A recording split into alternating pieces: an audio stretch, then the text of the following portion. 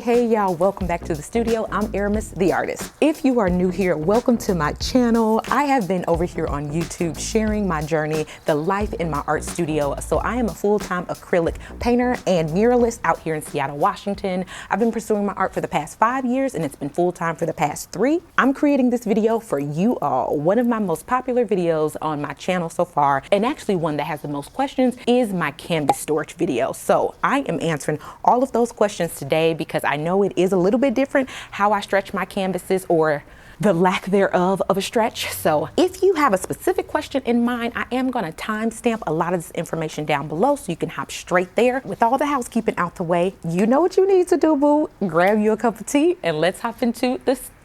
Okay, this is not a studio vlog. Let's hop on into the video. The primary type of canvas that I stretch on is a canvas roll, so a completely unstretched, unprimed canvas. There are 4 reasons why I actually do this. One is size. I absolutely love painting on a large scale. As a muralist, of course, I paint huge paintings out in the streets. So it's like when I come into my studio, I want to paint big as well. One way to do that is by painting on a canvas roll, which actually leads me into number 2. The second reason why I paint on a canvas roll is for storage. This is currently my 5th art studio and it is by far the biggest so far. I am so grateful for that. But in my previous studios, I did not have storage for the giant canvases that I wanted to paint in my mind. I still barely have storage for some of these pieces, but I have a significantly larger amount of storage now.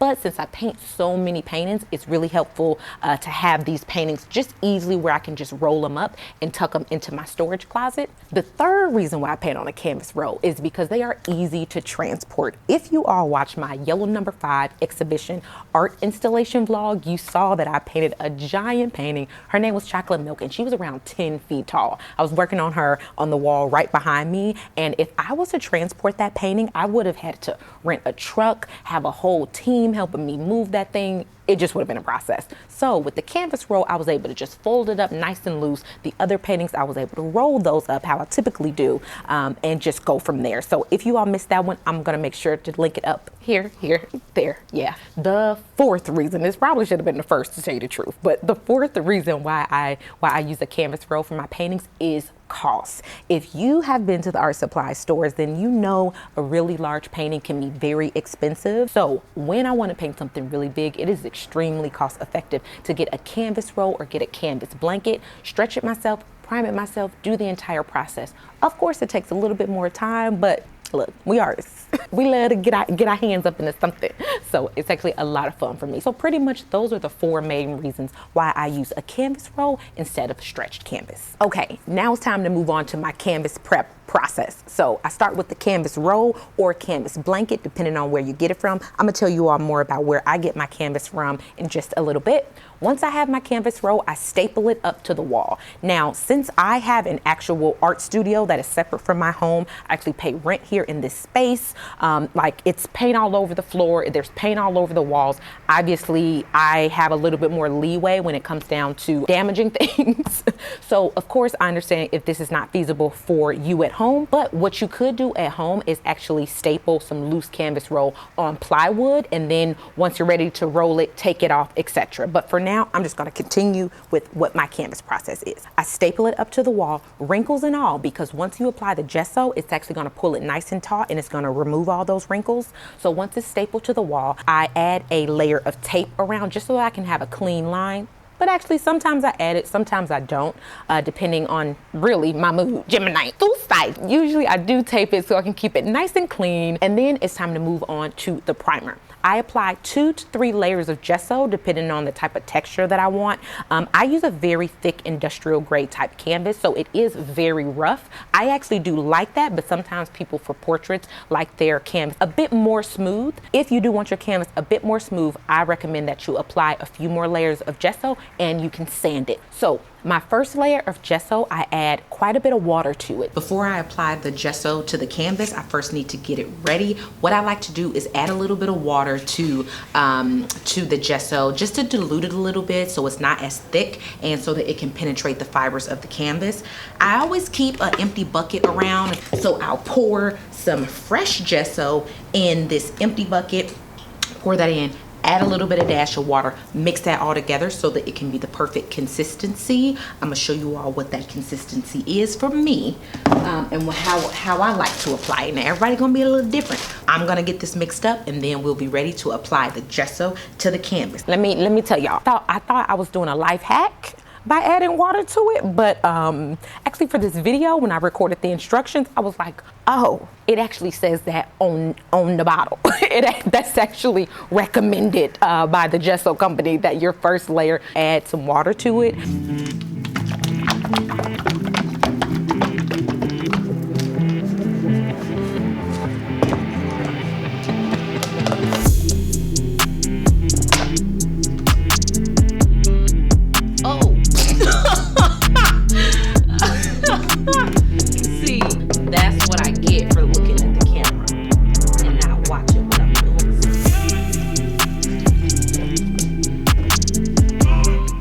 This old random spoon from back at the crib, so I just decided to use this as my stir.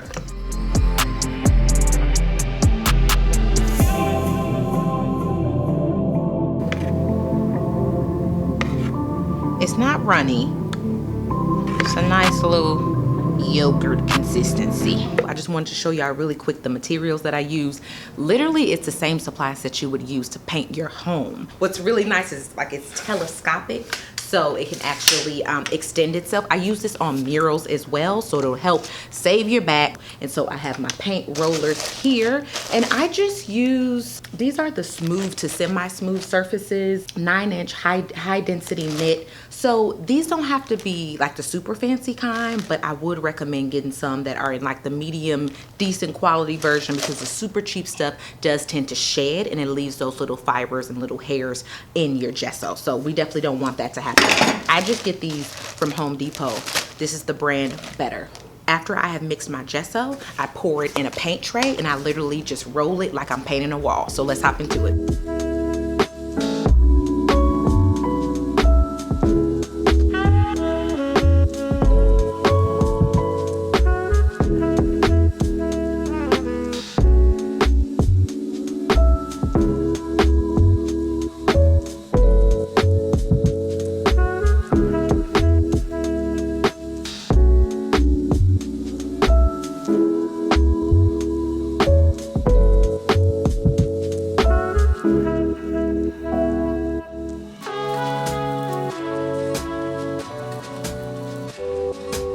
Between each layer, you want it to fully dry. Something that always happens when you are applying gesso, what you want to happen is you want it to pull the canvas. That's how it's gonna get all those wrinkles out. That is how it's gonna be really nice and smooth.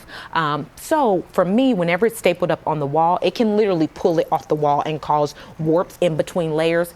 Completely fine. I'm completely prepared for that. That happens all the time. So between each layer, once I apply that gesso, it dries, it starts to warp. How it's actually warping now, this was my first layer of gesso that I actually applied whatever day that was. Okay, if you're new here, you're gonna realize that I never know what day it is. Okay, so welcome to the tube tea. So it's warping. From there, I add more staples. I staple it up again, just a few. Apply my other layer of gesso, and usually with that second layer of gesso, it's not being pulled as taut because that first layer pulled all that tension out for you, if that makes sense. So this is actually what I'm talking about here. Since this first layer of gesso, it pulled it off the wall. And that's all good. I had my staples up in there. So now what I'm gonna do is just re-staple this so it could be set to go, and then put my next layer of gesso on it.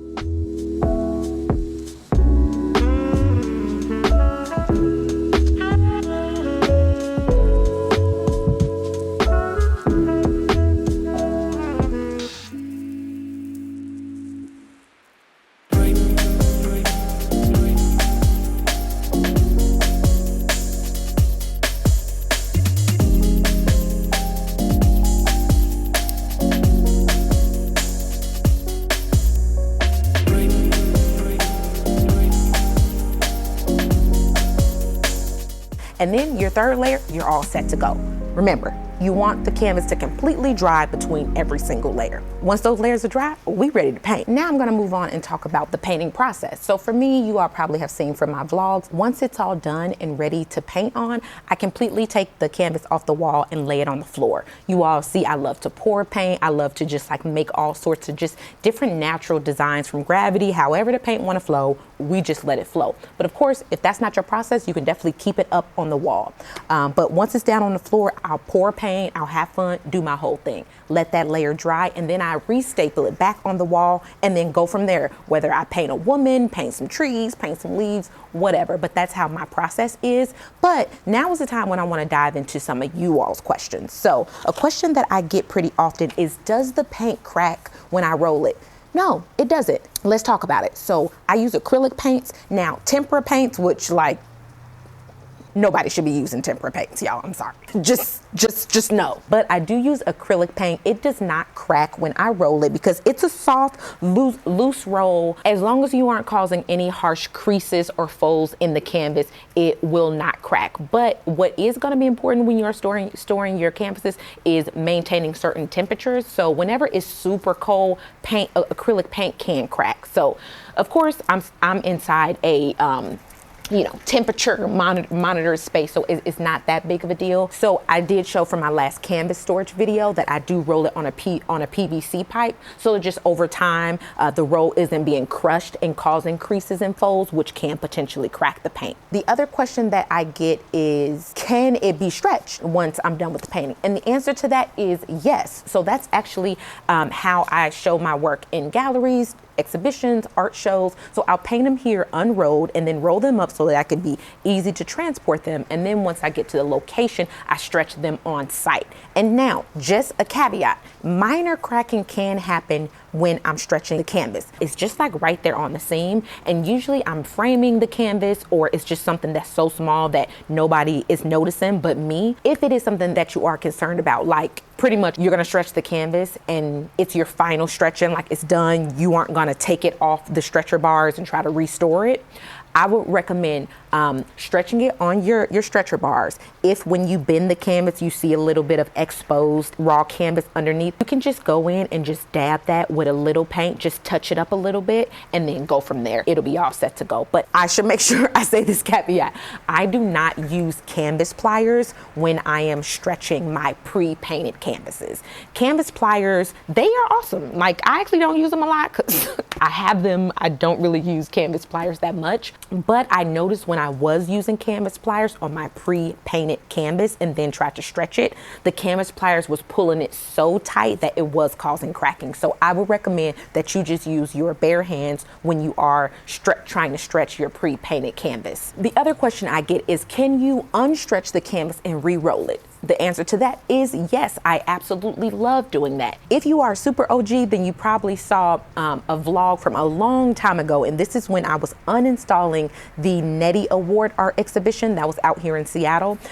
One of the paintings that I absolutely loved that was in that show was my Leo painting, which is a part of a Zodiac series that I'm creating. So this Leo painting, I did the same process here in the studio. We stretched it for the show, and then when the show was done, I took it off the stretcher bars and just rolled it up, and she's nice and safe in my canvas storage closet. The other question that I get is what type of canvas that you use. Let me tell y'all the tea about the canvas, okay? I haven't bought canvas in a long time before this other show, but we gonna get to that. Where I get my canvas is from a company called Lumicore. It's out here in Seattle. Well, actually, it's out here in Renton, Washington. If you are local, then you probably know where Renton is.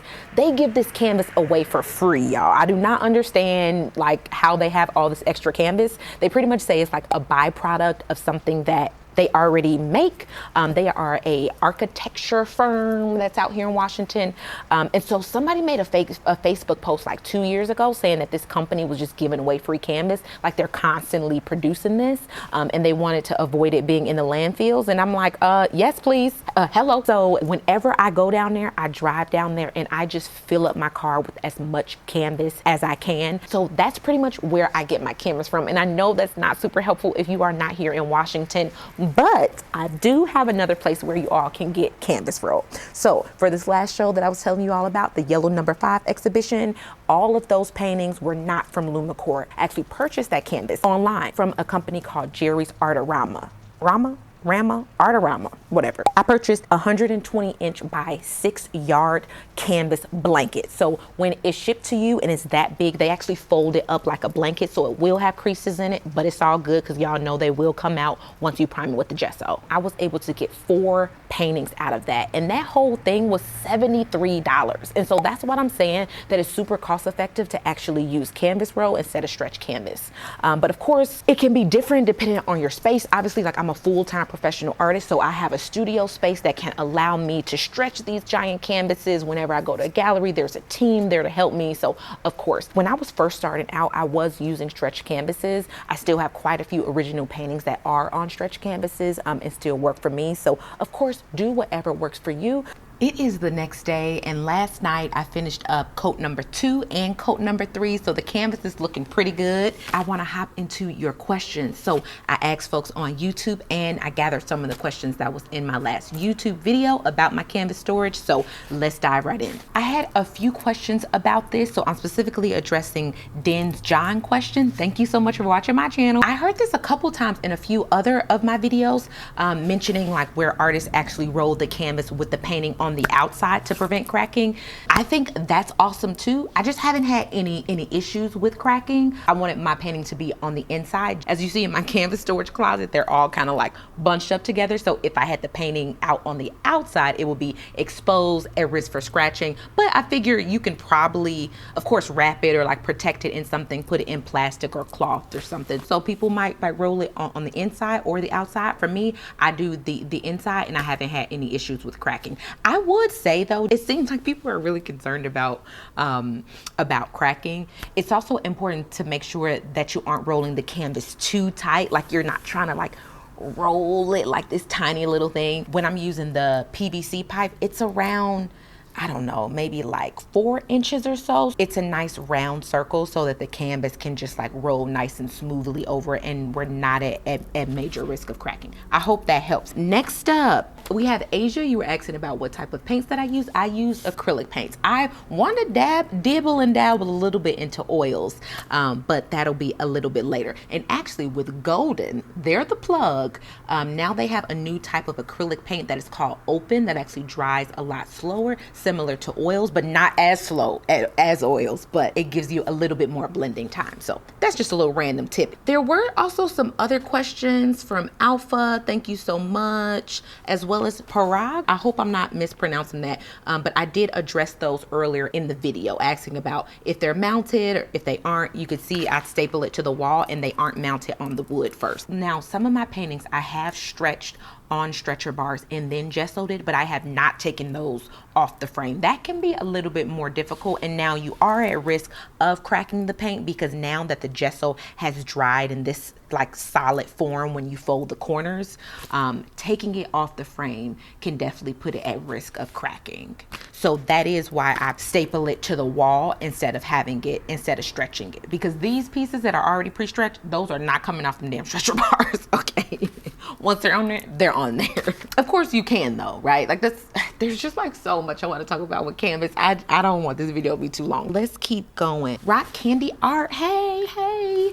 Any tips for drawing sketches to painting? This is a really good question. So in some of my previous vlogs, I show you all how I actually sketch on my pieces. So of course, whenever you're working with acrylic paints, I start with my background first, and then once those layers are dry, I actually sketch on it. So, but I use chalk. If I have a general composition idea in my mind, I'll sketch it out on paper, and then from there, then I'll sketch it with chalk. And what's really nice about the chalk is that it just wipes off whenever you're trying to make any adjustments, or if you messed up, you don't have to go try to erase it with like pencil graphite. Now it's like smudging everywhere. So hopefully that was helpful. Give the chalk tip a try and let me know how it goes. Okay, next we're gonna move on to Anita. Thank you so much for your comment and your feedback on my channel. That really means a lot.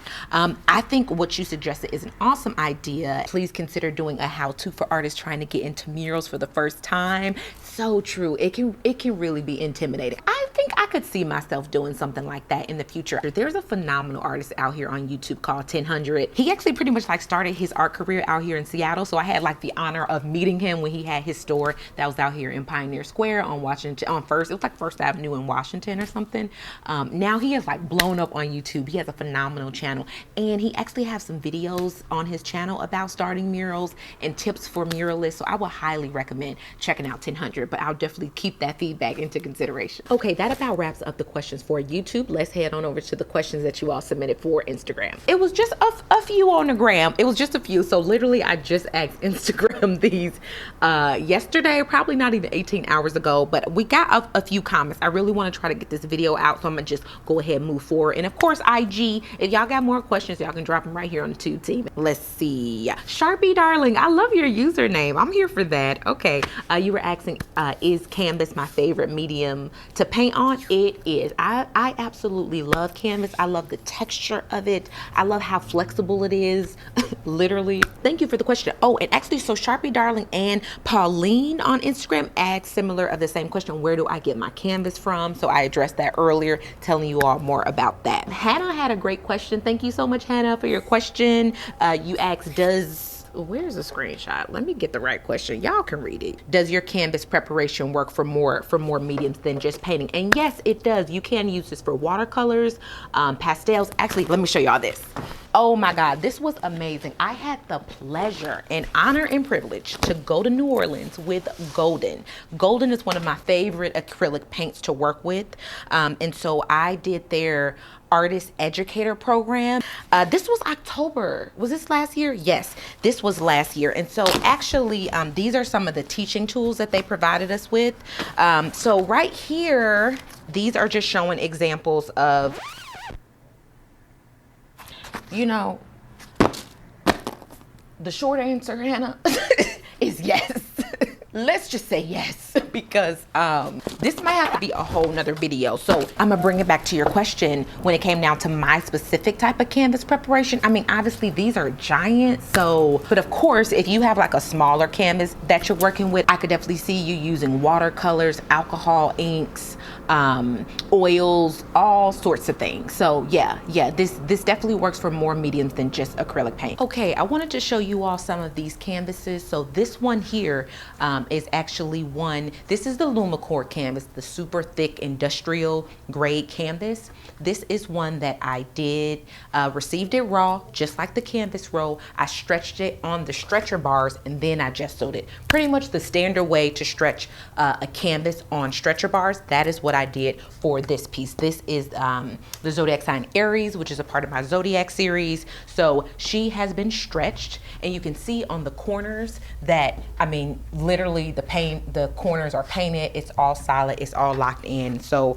I am not going to be removing her off the stretcher bars, and hopefully I won't ever have to. I have my cross frame in there. I have the backing support. It's kiln dried, so it's warp resistant. It's one of Blick's high grade thick stretcher bars. So it should be good. It should be solid. I won't have to re-stretch it at any time. Let's move on over here to the other. Let me move this so it can look like a mic on, even though I do. These are canvases that I wanted to show you all, because I think another question was along the lines of, have you stretched these? Can you take these off and re-stretch them? So I wanted to show you all the zodiac sign Taurus. So Taurus has been, she's gone through 2 cycles of being shown at galleries and exhibitions. So I did the same process where she was raw, stapled up on the wall. She got gessoed. And then from there, I painted her and took her down, rolled her to store her for some time. And when I say some time, I say like a few months or so. Now, if you are storing your pieces for years and years and years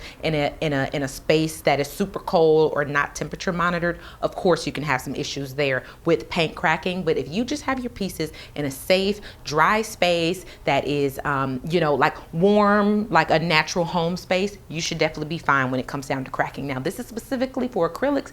I am not sure what the process is for oils. If we have any oil painters out there, drop those comments below. Let me know how oils work. So let me show you all Taurus. How I mentioned in my canvas storage video, I like to lay down this carpet since my floor is a mess.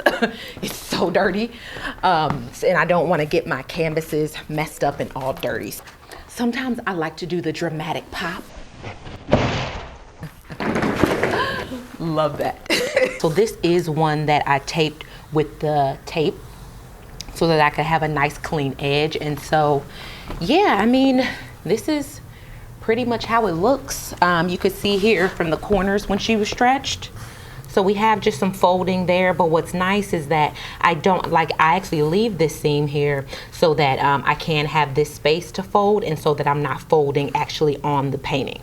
And now let me show you what I'm talking about. So if you do like a hard crease, I'm just gonna do it really quick. I mean, the painting will be fine. I'm just gonna do it just so I just show y'all that you'll be all right.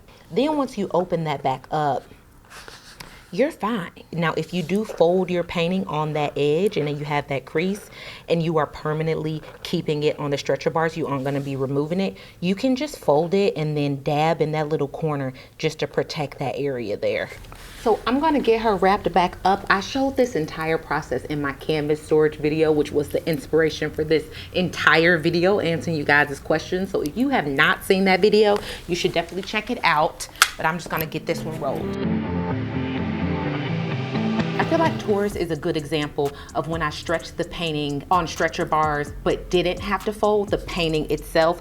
I'm gonna show you all Leo because she was up for a show and she actually did get the painting itself folded, and you can see some creases. So I wanna show you all what that looks like.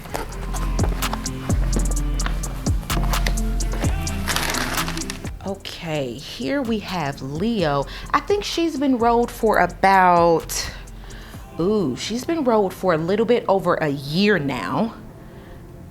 Well, of course I had her unrolled for the canvas storage video. I can't remember how many months ago that was, but yeah, I haven't really opened her up since then. And the last time she was up on display was definitely over 12 months ago. So again, you can see the old staples where she was stretched.